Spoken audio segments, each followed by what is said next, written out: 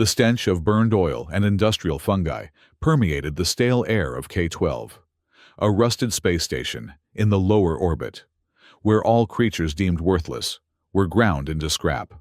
Morgan Elian Mayer adjusted his air filter mask, squinting through the flickering lights that cast long shadows across the corroded metal floors. As a bioanomaly assessor, his job was to catalog biological waste, a profession that required clinical detachment and an unwavering dedication to the corporate bottom line. Once, Morgan had been a terraforming consultant, filled with idealism about rehabilitating hostile environments. That was before the Mushroom Consciousness Project, before he witnessed firsthand what happened when engineered biological systems developed awareness and fought back. The casualties had been devastating. Now, he cataloged biowaste with mechanical precision, his emotions carefully shut down, his heart sealed behind layers of pragmatism and protocol. K-12 wasn't just a station. It was a testament to humanity's decline. Everything here had a price tag. Even the recycled air Morgan breathed cost him credits, deducted automatically from his salary. The culture that had once valued exploration and discovery had devolved into one of extreme commodification, where even a human life could be assigned a monetary value based on productivity metrics. The conveyor belt screeched to life, drawing Morgan's attention. Another worthless entity was being transported to the grinding chamber. Standard procedure. Nothing to concern himself with. The crowd of traders, mechanics, and board technicians gathered around, placing bets on the spectacle. Morgan noted with disgust how they wagered creds on the death throes of whatever poor creature was deemed unprofitable today. 10 cred says it screams when the acid hits, shouted a burly mechanic, his laughter echoing against the metal walls. 15 says it's already dead, countered a thin woman in logistics uniform, her eyes reflecting the cold calculation of someone who had seen this too many times to be disturbed. Morgan kept his distance, recording the inventory code on his datapad. Just another day, another discard, another entry in the endless ledger of things that failed to turn a profit. The bundle on the conveyor belt shifted slightly, catching Morgan's attention. He peered closer, seeing a green-skinned woman face down, wrapped in tattered biowrap, floating in a mixture of dried blood and pigment gel. Her body moved toward the grinding blades with mechanical inevitability.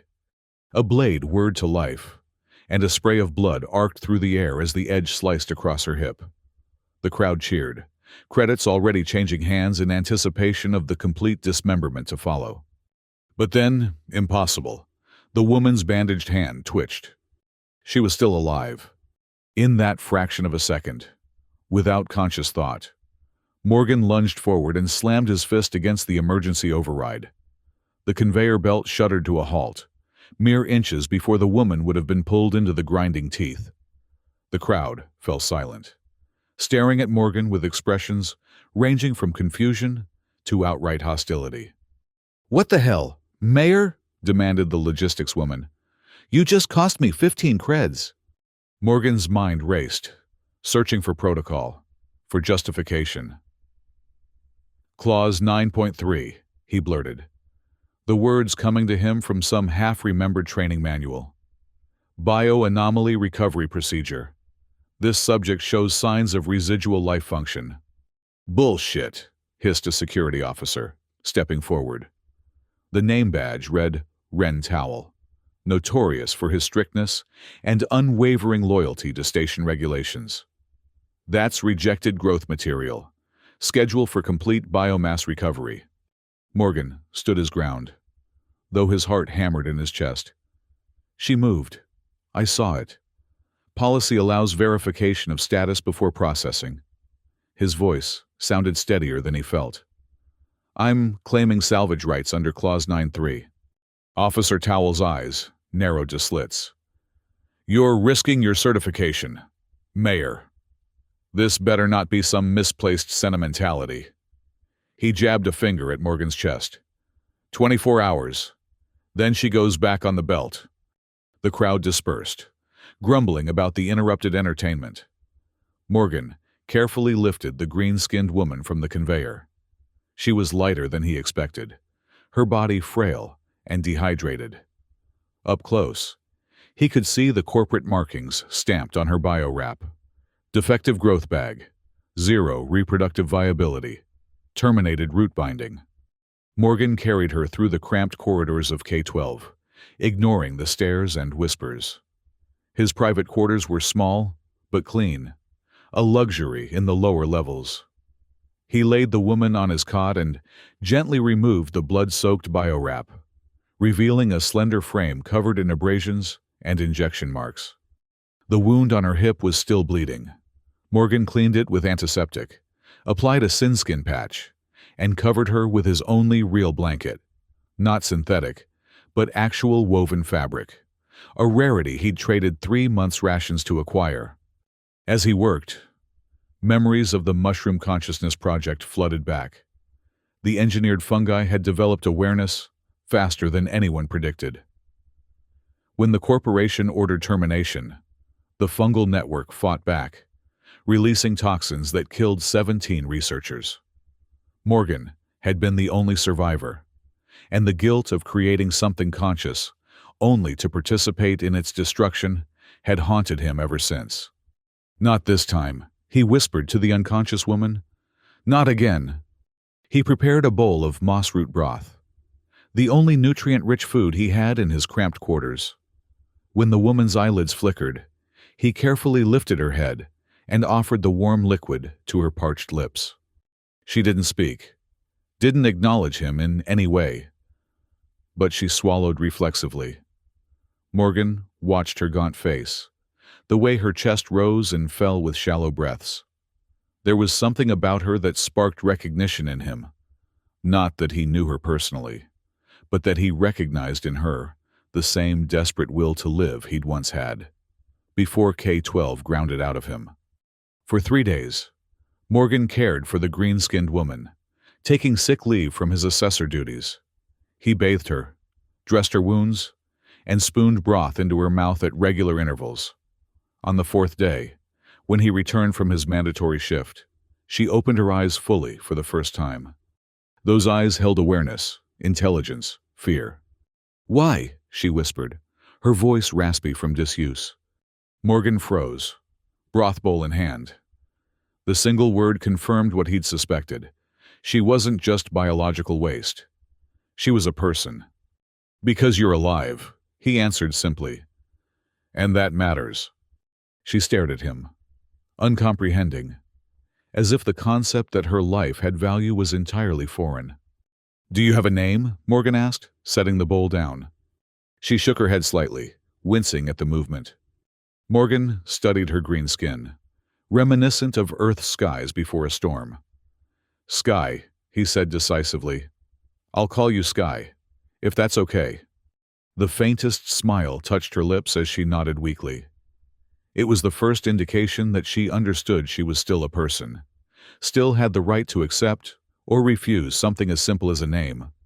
Later that evening, as Sky slept, Morgan's terminal chimed with an incoming message. His stomach dropped when he saw the sender.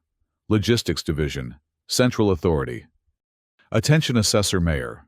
Claim BSA 347, Green Pigmented Growth Vessel, has been reassigned to Central Repository for neurobridge testing. Transfer of material required within 12 hours. Failure to comply will result in termination of salvage privileges and prosecution for biomaterial exploitation offense. Morgan stared at the screen, cold dread seeping through his veins. Neurobridge testing meant they wanted to harvest Sky's neural tissue while still viable, a process that would destroy her consciousness permanently. Security Officer Towell appeared at his door less than an hour later, flanked by 2 guards. "Time's up, Mayor," he announced without preamble. "The defective needs to be processed." Morgan stepped between them and the sleeping Sky. "She's a person, Towell, conscious, communicative." Towell's blue face remained impassive. "Irrelevant. Corporate has reassigned the material. Step aside." "Touch her, and I'll file an E-Level 3 report with K-12 oversight," Morgan threatened, his voice low but steady. Illegal termination of a conscious entity. Towell's eyes widened slightly. The first genuine emotion Morgan had seen from him. An E-Level 3 investigation would bring external auditors, something the station management avoided at all costs. "You're making a career-ending mistake," Towell hissed, but he signaled his guards to stand down. "This isn't over, Mayor. You've got until noon tomorrow. Then we take her, conscious or not." After they left, Morgan slumped against the wall, exhausted. What had he done? What was he doing? His entire life on K-12. His job, his security, his future, all risked for a stranger. A soft glow caught his attention. In the darkness of his quarters, Sky's fingertips emitted a faint, bioluminescent light, pulsing gently with her heartbeat. Morgan stared, fascinated. This was no ordinary genetic modification. This was something he'd never seen in any catalog of engineered beings. What was she? Over the next several hours, as the station's artificial night cycle deepened, Sky gradually regained more strength. She sat up with Morgan's help, accepting water and more substantial food. Her speech improved, though each word seemed to require great concentration. "They said, worthless," she managed, her luminescent fingers tracing the corporate markings on a scrap of her bio-wrap. "Failed binding." "Root binding?" Morgan asked, recognizing the term from agricultural biotechnology. Sky nodded weakly. "Was supposed to connect, network, obey molecular commands." She tapped her temple. "But I resisted. So, defective." Morgan pieced together her fragmented explanation. Root binding was an experimental technology designed to link biological entities to interplanetary agricultural systems. Workers were genetically modified to receive and respond to molecular commands, becoming perfect, unquestioning agricultural drones. But Sky had somehow maintained her autonomy, her sense of self, and for that, she had been designated as waste. "You're not defective," Morgan said firmly. "You're just free." Her eyes met his, luminescence flickering beneath her skin. "Free," she repeated, as if tasting the word. "What is free?" Morgan struggled to explain. How could he define freedom to someone who had been engineered for subservience? "It means you choose. You decide. No one else owns your thoughts or your body." Sky considered this, her brow furrowed in concentration. "Choose," she whispered.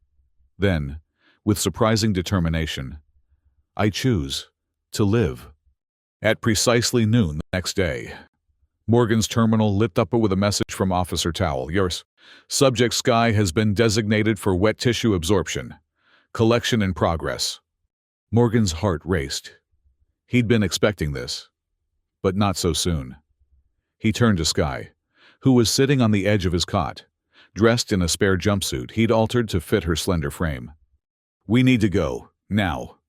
Sky stood shakily, her green skin still pallid from her ordeal. "Where?" "Away from K-12. There's a launch bay on level 3. If we can reach it." The door alarm blared, cutting him off. Security override in progress. Morgan grabbed a small pack he'd prepared. Emergency rations, medical supplies, and his personal seed bank of algae, lichen, and microbe samples from his terraforming days. He'd never been able to discard them, these remnants of his former life and dreams. "Can you run?" he asked Sky. She nodded, though uncertainty flickered across her face. Morgan led her to the maintenance access panel, hidden behind his storage unit. A precaution he'd installed years ago when K-12's increasingly draconian policies had first made him uneasy. They slipped into the narrow service corridor just as the main door slid open, revealing Officer Towell and a squad of security personnel. The technical corridors of K-12 formed a labyrinth of pipes, ducts, and maintenance tubes. Morgan navigated by memory, pulling Sky along as her strength wavered. Alarm sirens wailed through the station, announcing an unauthorized biological transport, corporate speak for escape. They rounded a corner and nearly collided with a maintenance bot.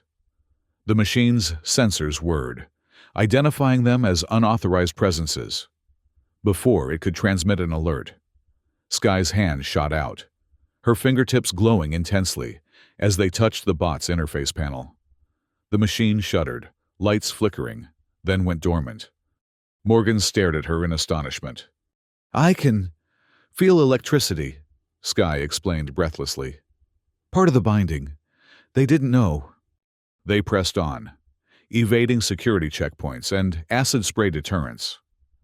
The route to the launch bay took them through a section of abandoned fungal cultivation chambers. Ironically, the very type of facility where Morgan had once worked.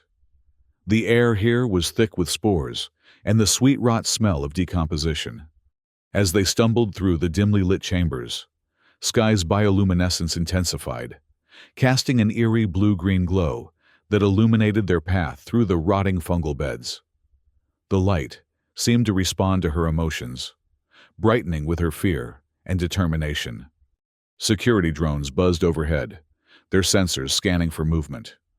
Morgan pulled Sky into a shadowy recess as a patrol of guards rushed past, their heavy boots echoing on the metal grating. "Almost there," Morgan whispered, checking his terminal for the security patterns. "The launch bay is just beyond that final chamber."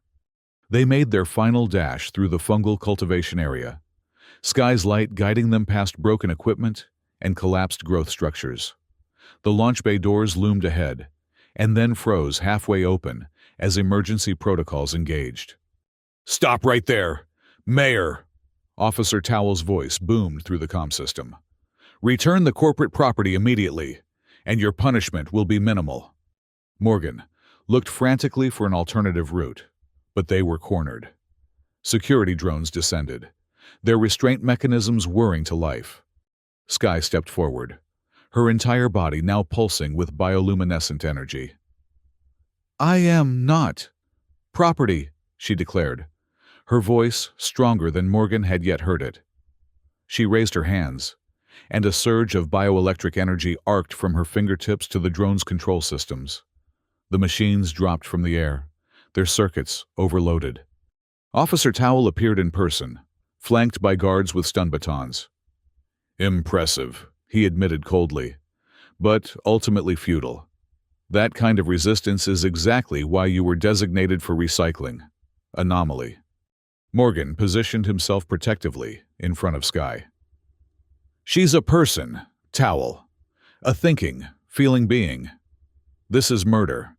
"This is resource management," Towell corrected, advancing slowly. "And you've become an inefficiency that needs correction."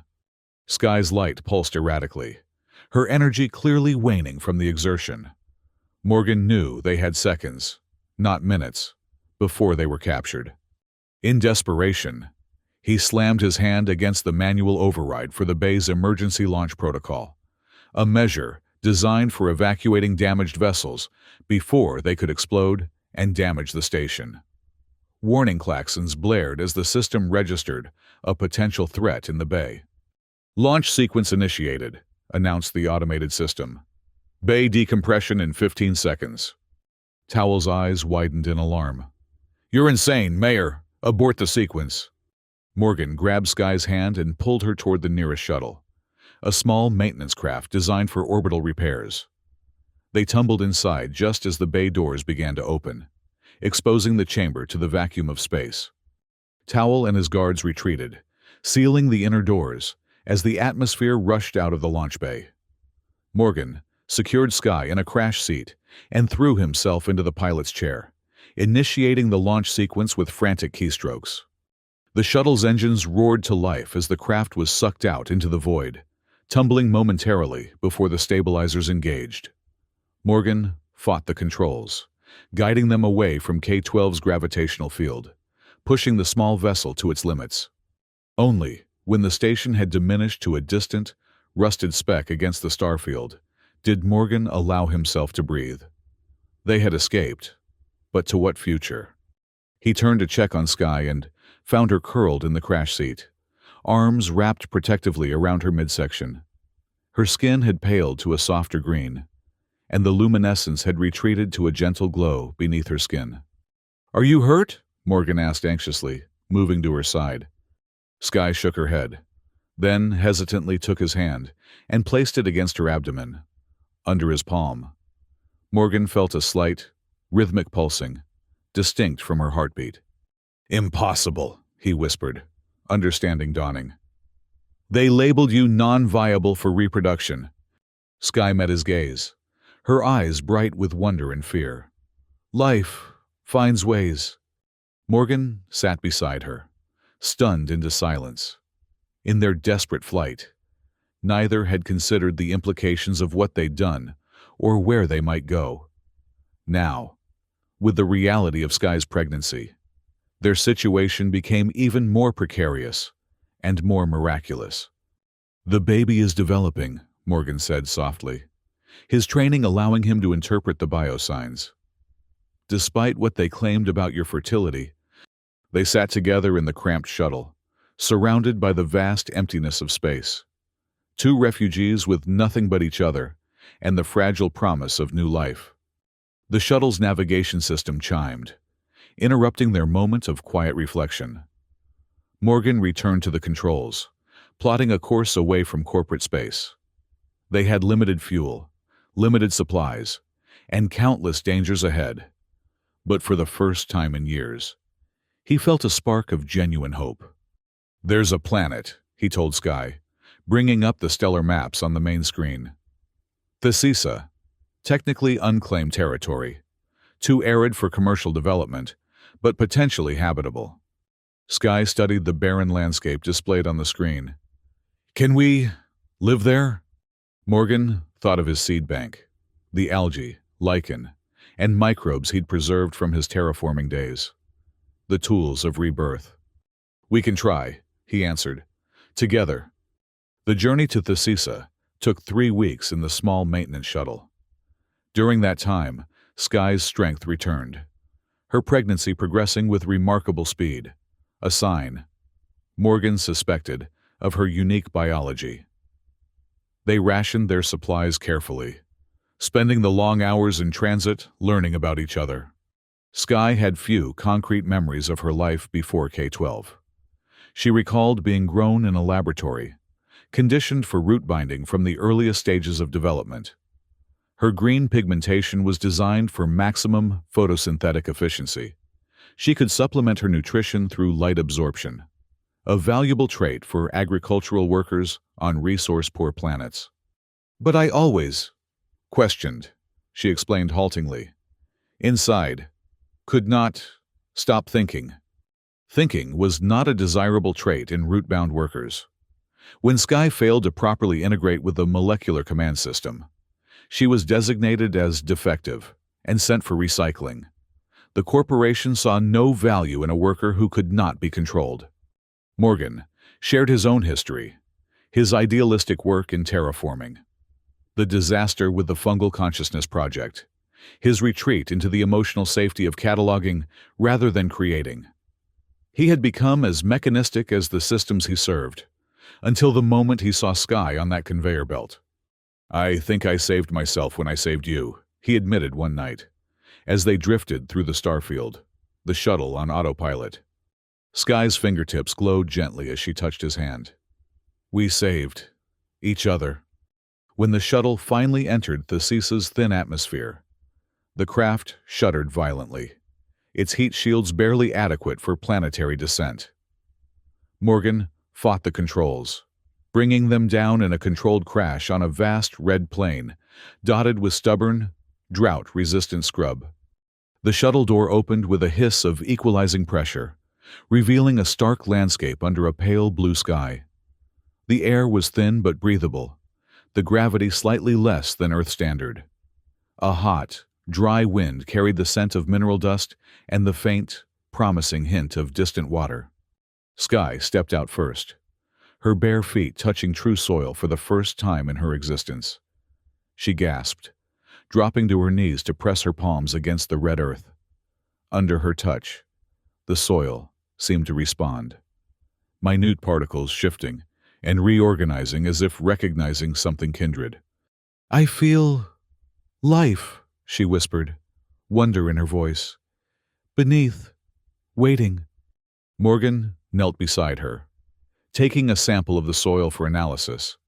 His portable scanner confirmed what Sky had intuitively sensed: dormant microbial communities, hibernating through the harsh conditions, waiting for the right catalyst to flourish.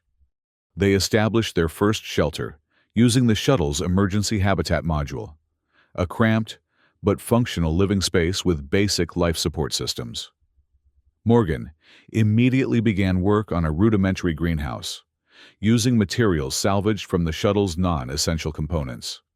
Sky, despite her advancing pregnancy, proved remarkably adaptable to Theseus's environment.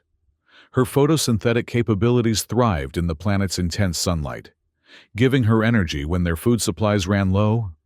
More surprisingly, she demonstrated an innate ability to communicate with the dormant microbial life in the soil, encouraging growth where nothing should have flourished. Morgan carefully unpacked his seed bank, selecting the hardiest pioneer species, extremophile algae, radiation-resistant lichens, and genetically modified microbes designed to break down mineral compounds into nutrients. These were the building blocks of terraforming, the first step in transforming a hostile environment into a habitable one. "Will they grow?" Sky asked, cradling the tiny containers of life. Morgan nodded. "With time, with care." He hesitated, then added what he truly believed: "With you." Together, they established the first cultivation beds, combining Morgan's scientific knowledge with Sky's intuitive understanding of biological systems. While Morgan focused on the technical aspects, irrigation, nutrient cycling, atmospheric modification, Sky worked directly with the organisms, her bioluminescent touch seeming to encourage growth and resilience. As weeks turned to months, small miracles began to unfold around their modest settlement. Patches of blue-green algae spread across the moistened soil, forming crusts that captured nitrogen from the thin air. Lichens colonized rock faces, slowly breaking down the minerals into usable nutrients. Microbes proliferated in the shallow pools they created, accelerating the decomposition of organic matter and completing the cycle of life. Sky's pregnancy progressed rapidly, her abdomen swelling with new life as the landscape around them gradually transformed. In quiet moments, she would hum a strange, haunting melody, a sound she couldn't explain, but which felt like a memory from before her conscious awareness. "It feels right," she explained when Morgan asked about the tune. "Like something I knew, before knowing." The sound seemed to resonate with the growing things around them. Morgan observed that the cultivation beds where Sky sang showed markedly improved growth rates, another unexplainable aspect of her unique biology. Their life on Thesisa was challenging, but deeply rewarding. Free from corporate oversight, from the crushing weight of productivity metrics and resource allocation, they rediscovered what it meant to live in harmony with natural systems rather than exploiting them. 6 months after their arrival, as the first true rainstorm swept across their settlement, a sign that the localized climate was beginning to shift in response to their efforts, Sky went into labor. The birth was difficult but uncomplicated. Morgan drew on his biological training, supporting Sky through the process with steady hands and calm reassurance. When their daughter finally emerged, tiny and perfect, her skin a softer green than her mother's, already showing faint signs of bioluminescence beneath the surface, both parents wept with joy and exhaustion. "Hope," Sky whispered, cradling the infant to her chest. "Her name is Hope." Morgan nodded, unable to speak through the emotion constricting his throat. It was the perfect name for this child, born against all odds on a planet in the process of rebirth. In the months that followed, as Hope grew with the astonishing speed that seemed characteristic of Sky's biology, their settlement expanded and flourished. The initial cultivation beds evolved into proper gardens, producing edible algae and primitive but nutritious fungi. The microbial communities in the soil diversified, creating the foundations for more complex plant life. Morgan used the shuttle's communication system to monitor corporate channels, wary of pursuit. K-12 had filed reports of their escape, but with minimal resources devoted to recovery, a single maintenance shuttle and 2 non-viable assets weren't worth the expense of an interstellar hunt, especially to a sector as commercially worthless as the Theses. They were, for all practical purposes, free. As Hope reached her first birthday, growing and developing at nearly twice the rate of a standard human child, she began to demonstrate abilities that combined and exceeded those of both parents. Her bioluminescence was stronger than Sky's, responding dramatically to her emotions and seemingly capable of influencing the growth patterns of plants around her. Her mind was quick and inquisitive, absorbing Morgan's scientific teachings while intuitively grasping Sky's more empathic approach to living systems. On a warm evening, as the three of them sat outside their expanded habitat, watching the sunset paint the These's sky in shades of copper and gold, Hope toddled toward a new cultivation bed where Morgan had planted experimental cereal grasses. She placed her tiny, glowing hand on a struggling seedling, and under her touch, the plant straightened and strengthened, its growth visibly accelerating. "Look," she called excitedly, her voice musical like Sky's, but with the precise diction Morgan had passed on to her. "I'm helping it remember how to grow." Morgan and Sky exchanged glances of wonder and pride. Their daughter was neither fully human nor wholly engineered being. She was something new, a bridge between worlds, between ways of knowing and being. That night, after Hope had fallen asleep, Morgan and Sky stood under Theseus' star-strewn sky. Unlike on K-12, these stars weren't mapped with commercial coordinates or mining claims. They were simply stars, constant, beautiful, free. "I never thought," Morgan began, his voice thick with emotion. "When I pulled you from that conveyor belt, I never imagined this." He gestured to the flourishing landscape around them, to the dwelling where their daughter slept peacefully. "A new beginning, a family." Sky's fingers glowed softly as she took his hand. "Deep roots," she said, her speech now fluid after months of practice and healing. "No one thrown away." Morgan nodded, understanding the profound truth in her simple words. On K-12, they had been cogs in a machine, valued only for their productivity, discarded when deemed worthless. Here on Thesisa, they had created something different, a community of three that valued life inherently, that recognized the worth in each being, not for what they could produce, but for who they were. As their settlement grew, as hope matured, and the ecosystem around them flourished, Morgan sometimes thought about the corporation that had nearly destroyed Sky, that had nearly crushed his own humanity. He felt no hatred, only pity for a system that was so blind to the true value of life, so fixated on metrics and margins that it would discard a miracle like Sky as defective. Years passed. Hope grew into a young woman of extraordinary gifts, her unique biology and upbringing making her a natural terraformer. Under her care, with the knowledge Morgan imparted and the intuitive connection to living systems she inherited from Sky, Thesisa's transformation accelerated. Where once there had been only red dust and struggling microbes, now meadows of hardy grasses spread across the plains, engineered fruit trees, developed from Morgan's original seed bank and enhanced by Hope's touch, provided abundant food. The atmospheric composition gradually shifted, becoming richer in oxygen, supporting more complex life forms. Other refugees found them eventually, escapees from corporate space, seeking freedom and a chance to build something meaningful. Morgan and Sky welcomed them all, sharing their knowledge, integrating new perspectives and skills into their growing community. No one was deemed worthless on Thesisa. Each person, each life form, had inherent value, not for what they could produce, but simply because they existed. On Hope's 18th birthday, as the community gathered to celebrate under a canopy of trees that hadn't existed when she was born, she announced her intention to expand their terraforming efforts to other unclaimed worlds. "There are others like us," she explained, her skin glowing with passion and purpose. "Discarded, forgotten, labeled as defective or worthless. I want to create places for them, homes where they can be valued for who they are, not what they can produce." Morgan and Sky watched their daughter with pride, mixed with the bittersweet knowledge that she would soon leave them to pursue her own path. They had given her roots. Now she would spread wings.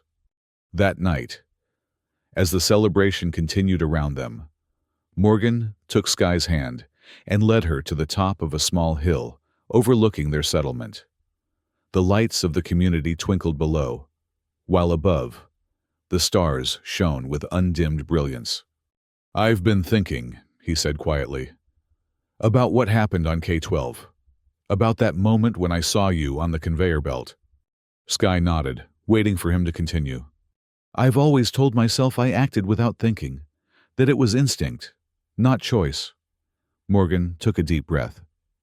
"But that's not true. I chose. In that split second, I chose compassion over protocol, humanity over productivity."